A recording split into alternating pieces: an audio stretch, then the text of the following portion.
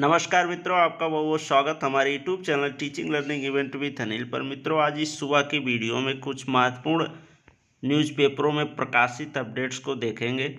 आइए पहली अपडेट को कवर करते हैं, देखते हैं क्या है। 69,000 शिक्षक भर्ती, त्रुटि संशोधन पर अड़े अभ्यर्थी, झाड़ू लगाकर जताया विरोध।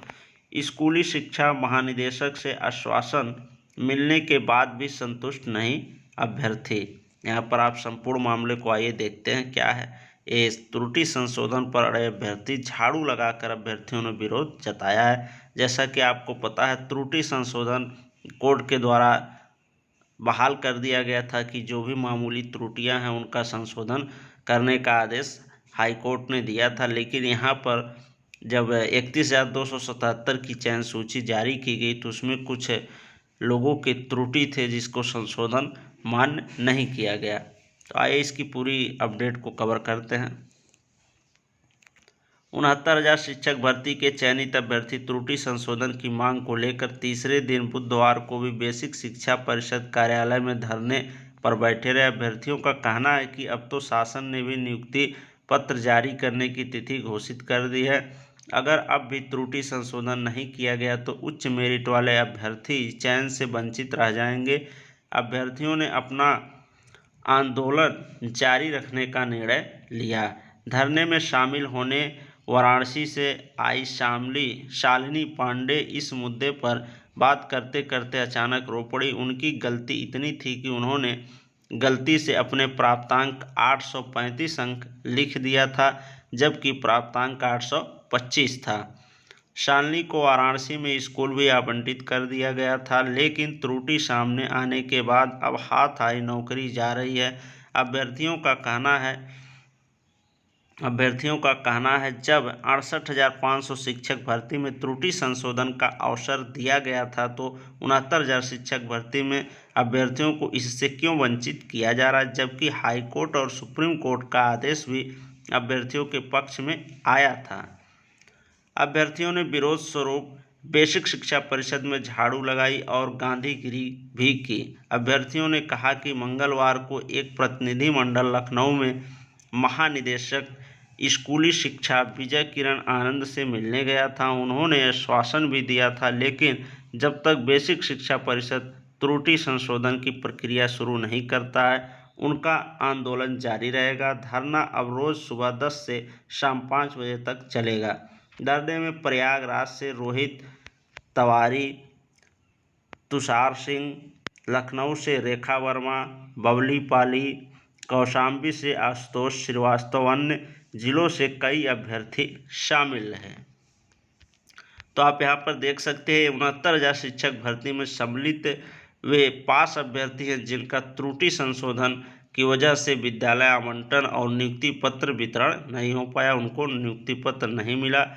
इस प्रकार से उन्होंने झाड़ू लगाकर महानिदेशक कार्यालय पर प्रदर्शन किया, लखनऊ SCRT पर, और विरोध जताया।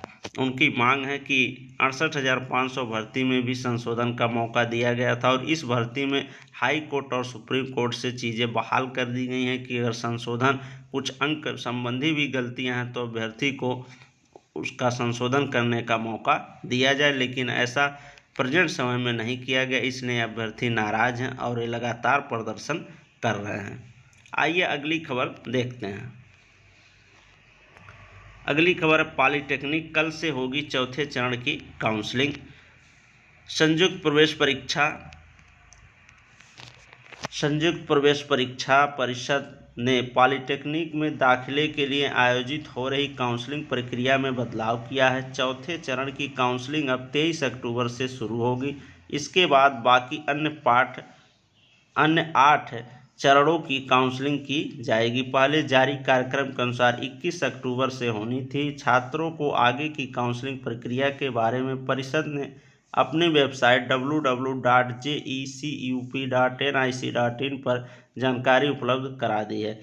परिषद के सचिव SK वैश्य ने बताया कि चौथे चरण की काउंसलिंग के लिए छात्र 23 अक्टूबर से 24 अक्टूबर तक पंजीकरण करा सकते हैं।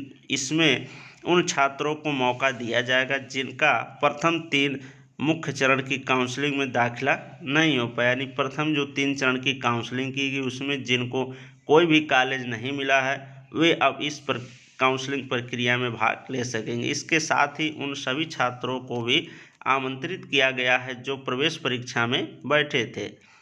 इसके अलावा दूसरे राज्य के वे छात्र जिन्होंने प्रवेश परीक्षा दी थी वे भी इस काउंसलिंग में आमंत्रित है। रिक्त सीटों का ब्यौरा NIC द्वारा 23 अक्टूबर को वेबसाइट पर अपलोड किया जाएगा।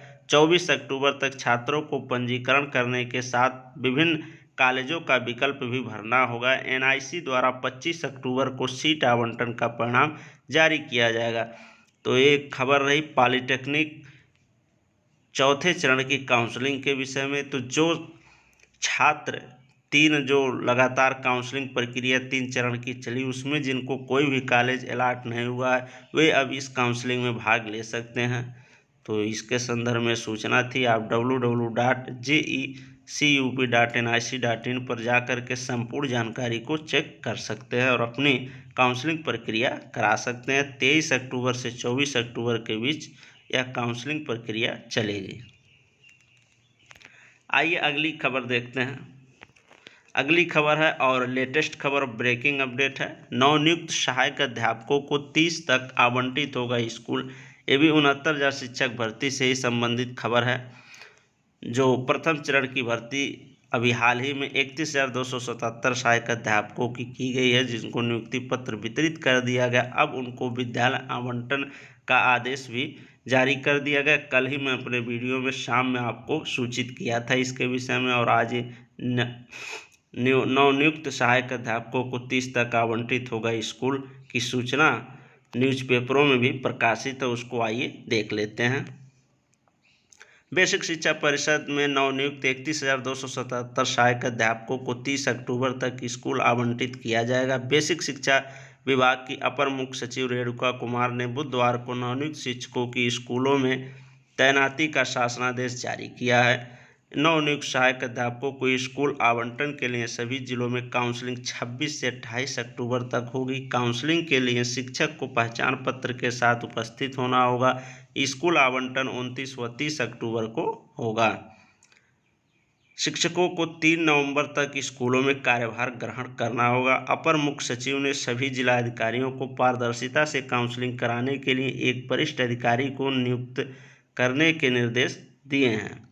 इस अधिकारी के पर्यवेक्षण में ही तैनाती समिति स्कूल आवंटन करेगी। किसी भी स्कूल में RTE के मानक से अधिक शिक्षकों को तैनात नहीं किया जाएगा। तो यहाँ पर आप देख सकते हैं स्कूल आवंटन के लिए 26 से 28 तक जिलों में काउंसलिंग होगी। तो उसके बाद से अध्यापकों को 3 नवंबर तक कार्यभार जाकर के संबंधित विद्यालय जो भी उनको मिलेगा वहाँ पर ग्रहण करना होगा। तो ये सूचना नवनियुक्त सहायक अध्यापकों को 30 तक जो उनको स्कूल या विद्यालय आवंटन किया जाएगा उसके संदर्भ में।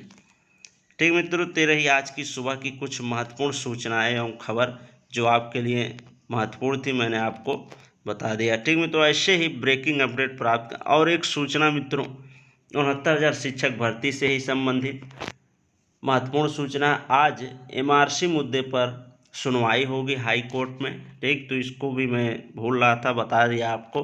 तो 69,000 शिक्षक भर्ती में MRC मुद्दे पर इसकी सुनवाई आज आपको देखने को मिलेगी। इसके विषय में जो भी अपडेट होगी मैं साथ समय आपके बीच लेकर उपस्थित होऊंगा। और एक खबर और है, DLED बैक प्रकरण मुद्दे पर आज एक केस लगा है। ठीक, उसकी भी सुनवाई आज हाई कोर्ट इलाहाबाद में होगी। तो जैसे ही उसकी भी अपडेट आती है मैं आप लोगों के बीच में पुनः उपस्थित होऊंगा। ठीक मित्रों, तो ये 2 आज केसों की सुनवाई, एक DLED के बैक प्रकरण संबंधित मुद्दे को लेकर के है इलाहाबाद हाई कोर्ट में, और हाई कोर्ट में ही MRC मुद्दे को भी सुनवाई लेकर के है। ये है 69,000 शिक्षक भर्ती से संबंधित MRC मुद्दा। तो मित्रों, इन सब केसों के सुनवाई के विषय में जैसे ही कोई अपडेट आती है मैं आप लोगों के बीच में पुनः हाजिर होऊंगा। और ये रहे आज के कुछ महत्वपूर्ण अपडेट सुबह के वीडियो के। ठीक मित्रों, धन्यवाद। मिलते हैं नेक्स्ट अपडेट के साथ। ऐसे ही वीडियो प्राप्त करने के लिए आप हमारे चैनल को सब्सक्राइब अवश्य करें और अन्य साथियों के पास भी शेयर कर दें।